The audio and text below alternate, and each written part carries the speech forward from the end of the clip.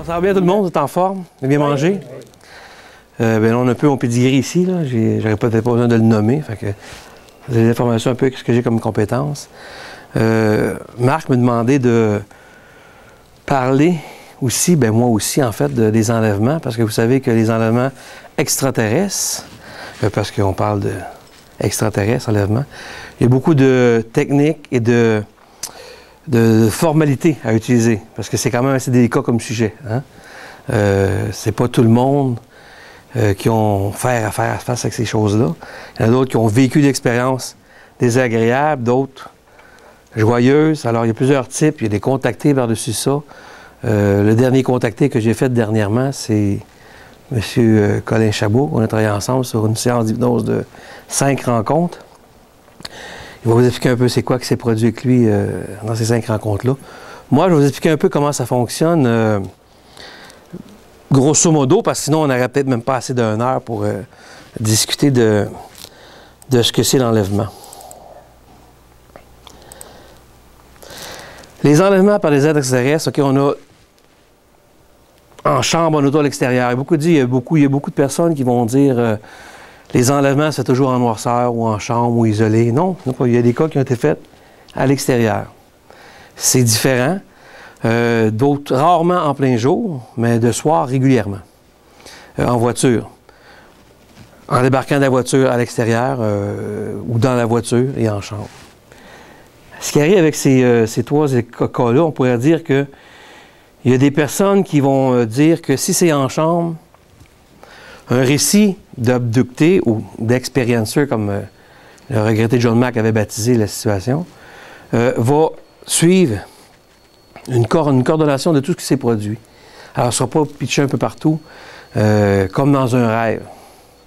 Et quand on est sûr de rêver, on est sûr de rêver. Et quand une personne se dit « je ne rêve pas, je suis sûr que j'étais vraiment... » on est convaincu.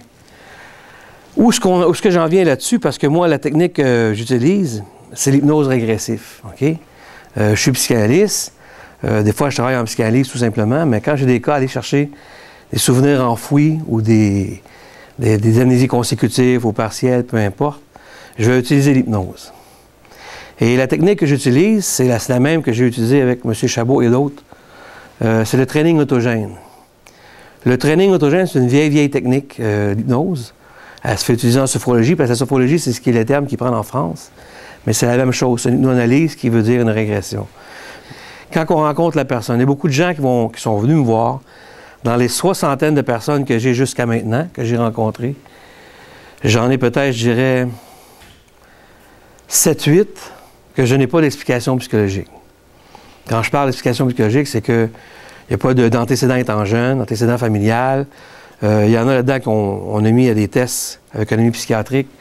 En psychiatrie, faire des tests de psychiatrie, on n'a pas d'explication. Alors, il s'est passé quelque chose. Non de l'intérieur, mais de l'extérieur. Les traumatismes sont vrais. Les émotions sont vraies. Il faut être un peu ouvert au-dessus de ce qu'on connaît, si on parle à un psychologue ou un psychanalyste ou psychiatre, au-dessus de la psychiatrie, c'est un peu plus élevé. Ça ne veut pas nécessairement dire que, parce que ce n'est pas explicatif psychologiquement, que ça n'existe pas. Et ça ne veut pas dire non plus que, si on n'a pas de preuves, que ça n'existe pas. Mais dans ce gros débat-là, qui est le cas des enlèvements, des abductés, le gros problème que le monde se pose sur la question, c'est la preuve. Les symptômes. Il y en a beaucoup après les enlèvements. On va arriver tout de suite au vif du sujet, parce que sinon, on va s'éterniser sur les pathologies qu'il pourrait avoir, parce que, effectivement, en gros, grosso modo, qu'on peut dire, il y a des pathologies qui peuvent avoir rapport à un enlèvement extraterrestre. Il y a des mensonges qui peuvent avoir rapport à un enlèvement extraterrestre. Et il y a des cas non expliqués. Alors, c'est les 3 étapes qu'on peut retrouver. Une personne que j'ai vue dans une conférence dernièrement, elle affirmait, ce sont ses croyances, elle était sûre que tout le monde dans la salle avait été enlevé par des êtres extraterrestres. Bien, il faut faire attention, parce que ce n'est pas tout le monde qui a vécu des expériences semblables. Il faut mettre toutes les pommes dans le même panier aussi. Il faut faire attention parce que, malheureusement, dans des réunions, dans des gros meetings, énormes, des gros congrès, il y a toujours des gens qui sont un peu, je dirais pas malades mentales, mais un peu faibles d'esprit. Et si ces gens-là commencent à s'instruire sur le phénomène d'OVNI, et la personne qui est en avant va dire, bien, écoute, les enlèvements extraterrestres, ça existe. Tout le monde est enlevé. Bien, lui, il va prendre, bien, va assimiler des choses que, ben regarde, si j'ai vécu telle affaire, hein, ça va créer des fausses mémoires à la personne et ça va suggestionner. Alors ça, c'est un autre débat qu'on pourra... Si j'ai des questions à répondre tantôt là-dessus, je répondrai. Savoir comment est-ce qu'on peut faire pour essayer d'éliminer ces identifications-là. Alors, les enlèvements, fatigue extrême. Après un enlèvement, ce qu'on va recevoir, si on commence un cas qu'on revoit souvent dans les cas d'enlèvement, suite à un enlèvement de nuit, dans la soirée, dans la nuit ou peu importe, ce qui n'explique pas du tout, justement, quand le gars disait que c'est certains médecins ou docteurs précisaient que c'était une paralysie du sommeil, c'est qu'une paralysie du sommeil, c'est une paralysie du sommeil. Tu ne te réveilleras pas le matin avec soit ton linge à l'envers, ou ben non, tout nu dans ton lit avec ton linge aux pieds pliés, parce que tu étais habillé quand tu t'es couché, ou ben non, des petites grenouilles de roche en dessous des pieds quand tu es dans le lit. Ça veut dire que tu es sorti, il s'est produit quelque chose. Somnambulisme, oui, c'est possible. Il y a des cas de somnambulisme que tu sors dehors, mais normalement, les gens sont encadrés. Ils n'ont pas vraiment toujours le temps d'aller à l'extérieur. C'est beaucoup. C'est la famille des entours, ils vont les surveiller au cas où il se produit quelque chose de semblable. Alors, c'est des choses qui peuvent arriver à l'enlèvement, ressembler. Mais là, après ça, viennent les cicatrices, viennent les implants, et puis là, on commence à monter dans le plus haut. Les disparitions de fœtus, on peut aller vraiment au bout de ce qu'on peut recueillir sur les cas d'abductés ou d'enlèvement par les extraterrestres ou d'experiencers. Ici, si vous avez le temps de prendre en note un peu, généralement, comme dernièrement, j'étais à table avec, je vais prendre le vin de Dieu un petit peu. J'étais à une table dans un salon avec Marc. Et puis, un type qui est passé. Puis, on avait notre mascotte, la mascotte à Marc, qui est un petit gris, qui était en arrière du kiosque. Puis, il y a un monsieur qui est passé, puis il a vraiment pas aimé notre mascotte. C'était comme, non, j'aime pas ses yeux. J'ai dit, moi, je vois les gens par les yeux, les yeux. En tout cas, il était vraiment focusé sur... Il l'a vraiment pas aimé. C'est des réactions qu'une personne, sans le savoir, peut avoir été enlevée par les extraterrestres.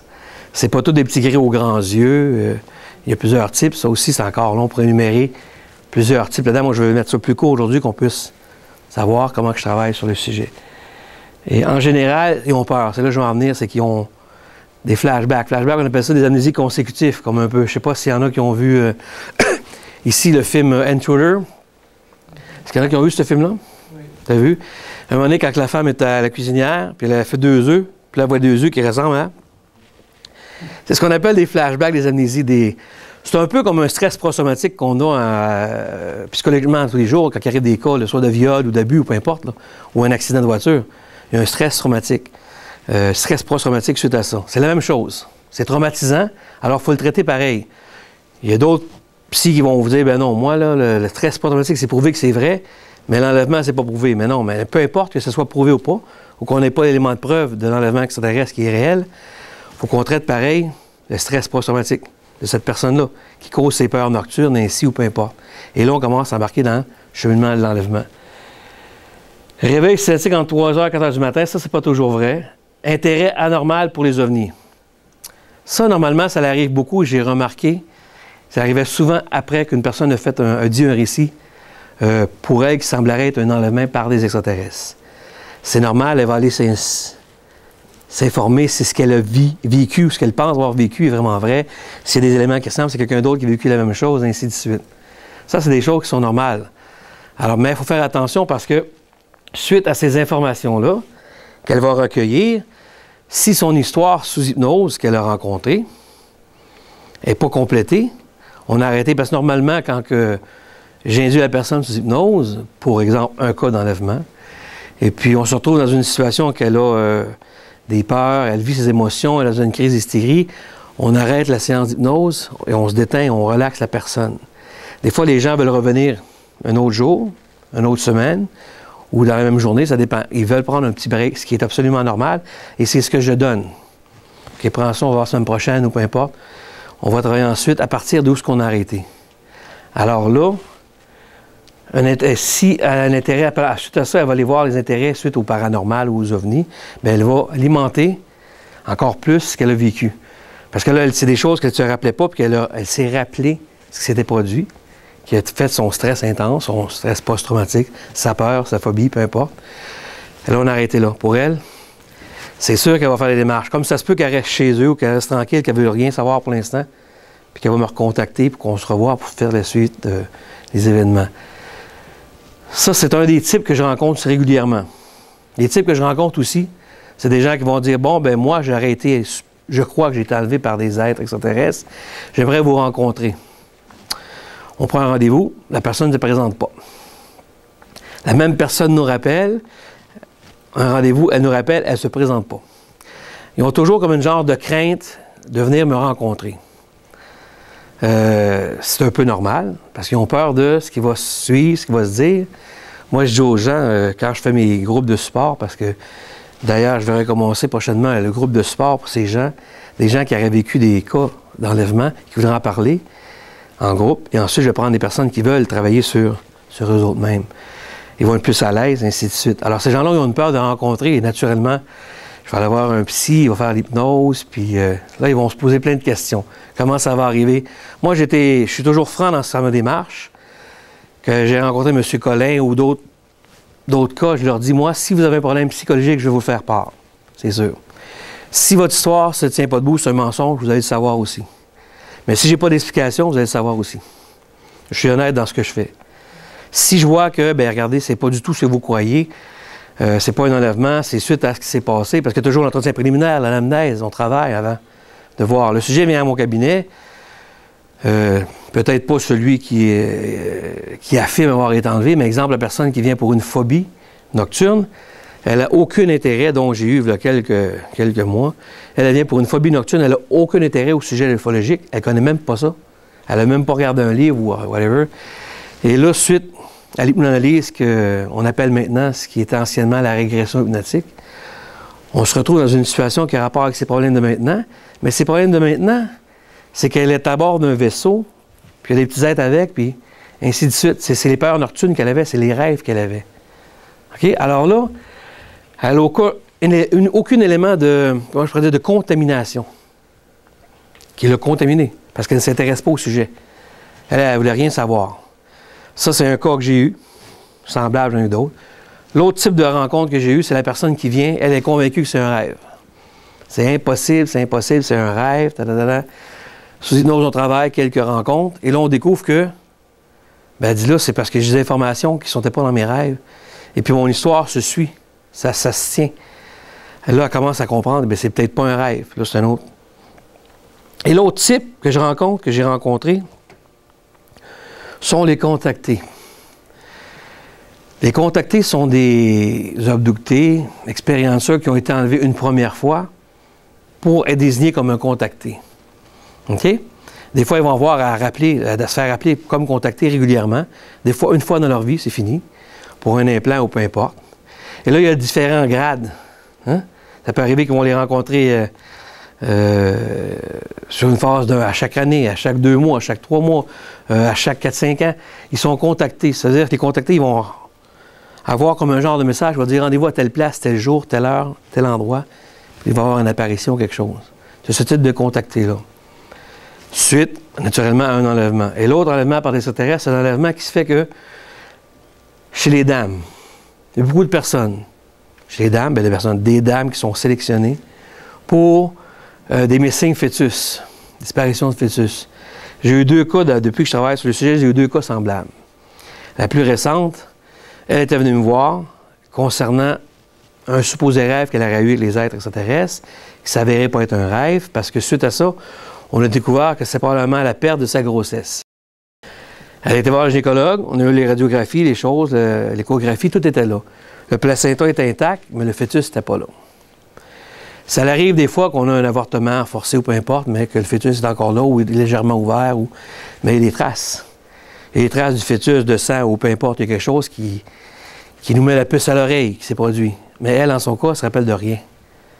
Rien. Puis sous hypnose, malheureusement, bien pas malheureusement, mais heureusement, parce qu'elle a commencé à flipper pas mal, elle s'est rendue compte qu'avec ces êtres-là, c'est eux, je pense, c'était la 4e ou 5e rencontre suite à son enlèvement, parce qu'il y a toujours la première rencontre qui est l'insémination, selon Jacob, qui travaille beaucoup sur le sujet d'hybridation. Il y a la première rencontre, l'insémination, et ensuite il y a l'autre rencontre pour tirer le fœtus. Et ensuite, il y a la dernière rencontre pour montrer à la personne, regarde, ton enfant, comment il est rendu. Puis, et c'est là qu'arrivent les fameux Black Eyed Kids, ou ben non, les enfants aux cheveux d'ange, longs, grosse tête un peu déformée. C'est ce qui ressemblerait, selon Jacob, l'hybridation entre un être humain et un extraterrestre. La dame n'a jamais été réenlevée, que je vous parle présentement pour revoir son enfant, mais sous hypnose, on a travaillé, on a découvert que c'était ces entités-là qui n'étaient pas les petits gris, c'était des plus grands, dont un de la gang est encore plus grand, et c'est lui qui a procédé à la fameuse opération pour extraire le fœtus. On se croirait dans un film de science-fiction quand je vous conte ça comme ça, là. Alors imaginez-vous moi à ma place, qui est à mon cabinet, et que je suis psychanalyste, et des récits comme ça qui arrivent dans mon bureau, je me dois d'être open your mind, d'être ouvert un peu. Faut que je sois ouvert. Je crois au cas d'enlèvement, OK? Mais je n'affirme pas que tous les cas ont été des vrais cas d'enlèvement. Ça peut être explicatif, certains par des problèmes psychologiques, étant jeune, et puis d'autres, on n'en a pas d'explication. Et c'est pas vrai que c'est monsieur un tel, haute qualification, un avocat, un juge qui va se faire enlever. Non, non. Monsieur, madame, tout le monde peut se faire enlever. N'importe qui peut se faire enlever. N'importe quel type de, comment on pourrait dire, de profession. Tu vois? Merci. Alors, même chez des enfants, il y a des cas qui ont été faits à la jeune âge. Hein? Ça commence quand on était jeune, d'autres plus vieux. Alors, c'est vraiment... Je vais vous dire, moi, depuis le temps qu'on parle des enlèvements et depuis le temps que je travaille sur les enlèvements avec les extraterrestres, c'est comme si j'en serais au début. J'ai plein d'affaires qu'il faut que je regarde et que je ne trouve pas de suite. Il n'y a pas d'explication. Avec les jeunes, c'est comment être en jeune, d'autres, c'est plus vieux. Les contacter, les médecins fœtus, là, il y a plein de choses qui s'apportent à ce que je devrais discuter. Mais comme je vous dis, j'en aurais pour des jours à faire une conférence. On va changer. Ici, ça, c'est un des cas les plus célèbres. Tout le monde dit Betty et Barney Hill, c'était un des... C'est pas un des premiers cas d'enlèvement, Betty Barney Hill. Ça a été... mon crayon, tu tombé quelque part? C'est un nom, je ne me rappelle plus exact. Emilio... C'est un Mexicain, en tout cas. Son nom m'échappe, là. J'ai tellement de choses dans ma petite cervelle. Ça a été le premier cas d'enlèvement que lui aurait été enlevé par un ovni. Et à l'intérieur, elle a eu une relation sexuelle avec une belle grande blonde... J'avoue que ça, c'est un type d'enlèvement qui est agréable. Mais, m'empêche que c'était ce cas-là qui était vraiment là. Effectivement. Si j'aurais à me faire enlever, moi, c'est ce que j'aimerais. Peut-être. Ou érythmique, ou en ce qu'on va voir. Mais c'est le premier cas qui a été... je l'avais sur mon autre affaire. Je vais le montrer un peu les dessins, mais c'est pas grave. Après ça, c'était le cas de Betty Barney Hill, dont je suis le... J'ai un honneur de le dire parce que je suis le 4e au monde à avoir la bande originale de leurs hypnoses. Aux 2. On est juste 4 qui l'ont. Ce qui a été intriguant, pourquoi tout le monde pense que c'est la première enlèvement? Parce que c'était un cas d'amnésie double. Ils ont vécu tous deux la même chose et ils ont été mis sous hypnose séparément. Une pièce à côté de l'autre. Ceux qui connaissent un peu l'histoire, c'est pour ça que je vais un peu plus court. Et ils ont dit la même chose similaire. Pas exact, mais similaire de ce qu'ils ont vécu. Betty nous a amené le test de grossesse, que dans le temps, il n'existait pas. Et la fameuse carte qu'Astor ont découvert, les fameuses étoiles qui se rencontrent. Alors, pour Betty Barney Hill, c'était, disons, un des deuxièmes cas les plus documentés ici. Je vais les passer parce que sinon, j'ai oublié ce que je veux vous dire. Ça, c'était le vaisseau de Betty Barney Hill. C'est le dessin de Betty qu'elle a dessiné. Et ça, c'est la fameuse map qu'elle avait dessinée, qu'aujourd'hui, on sait c'est quelle constellation, et ainsi de suite. Voilà, ça a été expliqué, voyez-vous. Selon les chiffres, c'est ce qui serait les fameuses étoiles. Bon. Ce qui nous amène à arriver, parce que sur les cas d'enlèvement, la première chose, je vais vous expliquer un peu comment que se déroule face à un cas d'enlèvement quand je rencontre une personne. La personne me contacte par email, par téléphone ou en personne. Des fois, les gens ne me contactent pas ici. S'ils me voient en conférence, ils vont me contacter à la maison. Des fois, les gens, il n'y en a que de me parler ici. Ça dépend des personnes. Et là, on se rencontre. On fixe une rencontre pour une anamnèse, un entretien préliminaire, pour savoir exactement ce qu'est son histoire, ce qu'elle en pense. Que ce soit enlèvement ou peu, ou phobie ou pas, c'est la même chose. Là. Il y a une première rencontre. Et ensuite, la deuxième rencontre, qui est la séance d'hypnose, pour déterminer le VACO. Je parlais avec une demoiselle hier du VACO.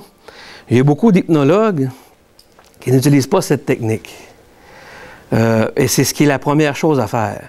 Moi, je ne fais pas l'hypnose avec les enlèvements ou d'autres choses. Je travaille avec des dentistes, avec des gynécologues pour faire des accouchements sans douleur, arracher des dents sous hypnose sans douleur. La cicatrisation se fait plus vite. Il y a plein de choses qui est très, très bon face à l'hypnose. Et en hypnose clinique, ce que je suis qualifié, avec ces rencontres-là, le VACO, c'est la chose la plus importante à travailler sur la personne. Savoir si vous, madame, exemple, vous êtes visuel, vous, monsieur, vous êtes kinesthésique, et vous, vous êtes olfactif. Je prends une technique pour vous, madame, de kinesthésique. C'est une personne qui ne voit rien, il faut qu'on fasse par des bruits ou qu'on parle. La technique d'hypnose ne fonctionnera pas sur vous. Je me dois de prendre une technique qui va avec la visualisation, avec la kinesthésique et l'olfactif. Voyez-vous, il faut prendre une technique qui va avec la personne. Ce qui arrive à les hypnologues qui s'improvisent hypnologues avec une lecture d'un livre ou un petit cours de base de 45 heures, c'est qu'ils n'ont pas ça, ce VACO-là. Alors, soit que les gens me voient des fois, M. Caron, je suis déçu, ça n'a pas fonctionné. J'ai été voir ce type, un autre hypnologue, comme Colin était en voir plusieurs avant de me rencontrer. Il dit, écoute, il y en a que ça marchait, d'autres, ça n'avait rien à voir. Eh bien, c'est parce qu'ils n'ont pas fait de leur VACO.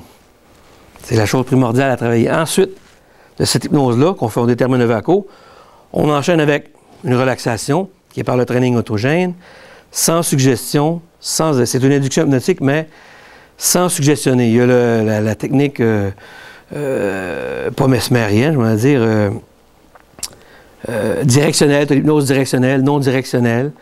Il y a des techniques à apprendre. Mais avec les sujets que moi, quand c'est un cas, même pas avec les cas d'enlèvement, n'importe quel cas, je parle de training autogène. C'est un état de relaxation par lourdeur des muscles, respiration, concentration sur le son de ma voix. Vous vous concentrez seulement sur le son et le rythme de ma voix. Et vous laissez aller de plus en plus dans le détente, dans la relaxation. Les muscles commencent à être très, très détendus, très, très relaxés, et ainsi de suite. C'est un peu comme en psychanalyse. Quand je fais une psychanalyse, libre association d'idées, interprétation de rêve, tu sais, c'est quasiment la même chose, mais un peu plus direct, parce que la personne est en état de relaxation profonde ou modifié de conscience non ordinaire. Si on regarde les ondes bêta, alpha, theta, delta, bêta, c'est l'état qu'on est présentement. Alpha, theta, c'est où on travaille un peu l'hypnose. Et au theta, ben là, c'est vraiment la régression hypnotique qui serait l'hypnoanalyse. Et en aucun temps, je ne suggestionne à la personne, comme faut dire aussi les choses qui sont vraies, c'est que je vais m'éloigner un petit peu. Il y a Bob Hopkins qui est un peintre et qui a fait beaucoup de livres et qui travaille beaucoup sur le sujet des enlèvements. Sauf que M. Hopkins est un autodidacte de l'hypnose. Okay? C'est un artiste peintre comme métier. Et d'après les recherches, pas moi que j'ai vu ça, d'autres psy ont regardé que selon M. Hopkins, toutes les personnes avaient été enlevées par des petits gris aux grands yeux, petits gris grands yeux, tout. Et on s'est mis à écouter certaines cassettes et enregistrements des séances d'hypnose de M. Hopkins pour discréditer ce qui était un très bon travail. Sauf que il y a certains cas qui ont eu beaucoup de suggestions face aux patients. Le patient disait, je suis sur une table, il fait froid. OK, est-ce que vous êtes dans un vaisseau? Est-ce qu'il y a des petits êtres gris à côté de vous? En 2 shots, paf, vous êtes suggestionné ce que lui voyait peut-être pas. Mais à l'état où il était, en hypnose, parce qu'une hypnose, elle a une capacité de créer des images d'intensité tellement immense. Si une personne est sensible à une suggestion, elle va l'accepter. Puis elle va voir. Elle va continuer sur l'hypnose directionnelle de l'hypnologue. Alors, de être neutre totalement, c'est ce qu'il faut faire. Et c'est ce que je fais. Pour venir maintenant aux cas d'enlèvement qui sont par implant, c'est pas rien que les contactés qui ont les implants pour les retrouver, peu importe. Des personnes aussi qui ont été enlevées tout simplement à plusieurs reprises pour pouvoir les suivre. Il Il y en a qui disaient c'est beaucoup juste au contacté. Non, non, il y a plusieurs personnes qui ont les implants. D'ailleurs, on a malheureusement John Neer qui est décédé, qui est un docteur qui était spécialisé dans les implants. On aurait 16 implants présentement dans le monde, 16 implants qu'on n'a pas d'explication, qu'on ne sait pas d'où ça vient, mais qu'on ne peut pas avoir accès à les voir. On en aurait 16. Qu'est-ce qu'on attend pour montrer ces 16 implants? Aucune idée. C'est lui qui les a extirpés des personnes. C'est le docteur qui les a retirés. Il y a d'autres personnes qui sont en démarche présentement dans les cas que j'ai eus pour aller se faire des radiographies. Si les gens veulent vraiment savoir ce qui s'est passé avec eux, si on parle de cas d'enlèvement, ils vont faire cette démarche-là. Mais quand on l'analyse, et sur les 16 implants, eh bien, ça s'avérait de métaux. Il y avait un peu de métaux là-dedans qu'on ne connaissait pas ici. Et d'autres choses de composites là, qui ont été analysées. Dont, ça, c'en est une, la petite qui sont écoute, il y a des choses, de météorites et des métaux qui ne sont pas connus encore sur Terre. Pour en venir aux enlèvements, pour aller voir l'élément déclencheur, régression ou hypnoanalyse, un nouveau terme à cette heure, le nouveau terme, c'est hypnoanalyse qu'on appelle pour l'hypnose. On fait l'hypnoanalyse, on régresse jusqu'à la situation. Moi, j'amène les gens dans une situation qui a rapport avec leur problème de maintenant. Je ne dis pas, je vais vous ramener dans un ovni, je vais vous ramener dans une soucoupe volante, je vous ramène dans un lieu où il y a rapport avec vos problèmes de maintenant. Et là, c'est l'information qui sort de ce que la personne raconte aux hypnoses. N'oubliez pas ce que j'ai dit tantôt, j'ai toujours la conscience que l'hypnose n'est pas un sérum de vérité. Et en même temps, il faut que j'analyse. J'ai beaucoup de travail à faire. Pour déterminer un cas d'enlèvement non explicatif, avoir pas l'explication du cas d'enlèvement, il y a beaucoup de travail à faire. Quand on arrive à la conclusion de dire que, ben regarde, j'ai pas d'explication psychologique, j'ai aucune pathologie psychologique, il s'est passé quelque chose extérieur, les émotions sont vraies, tout est là, il s'est passé quelque chose, on n'a pas de preuves, mais c'est pas explicatif. Alors là, c'est là que j'en suis. L'élément de preuve, on va l'avoir quand, je ne sais pas, peut-être nos implants, peut-être avec d'autres choses, les marques aussi. Il y a beaucoup de gens qui ont des marques, des abductés qui ont des marques un peu partout. C'est qu'à un moment donné, on a des marques précises qui forment des dessins. Et là, on a des récits sous hypnose de la personne « Ah, j'ai mal à tel endroit. » Et là, on va voir avec un black light, qu'on appelle, ou des fois, ça peut voir les marques. Et là, on voit qu'il y a 2 points chaque côté de la colonne où ce qu'elle disait qu'elle avait mal. Ça, c'est ce qu'elle revit pendant l'hypnose. Alors, on va voir tout de suite un élément qui serait peut-être une preuve. Peut-être. Une marque quelconque, un dessin, il y en a que c'est des ronds, d'autres c'est des triangles. Ça, c'est un peu plus complexe. C'est des marques, coupures, déchirures, brûlures, on peut se faire ça en crise d'hystérie ou peu importe, sur un caille ou c'est possible. Mais quand c'est, écoute, on dirait quasiment un hiéroglyphe, un dessin, on se pose des questions. Mais, là, je me dis encore, jusqu'à où que je vais falloir que j'aille pour trouver un élément de preuve. Quelle preuve ça va nous prendre? Un petit gris ici, assis là, puis bonjour, ça va bien? Tu veux-tu un café?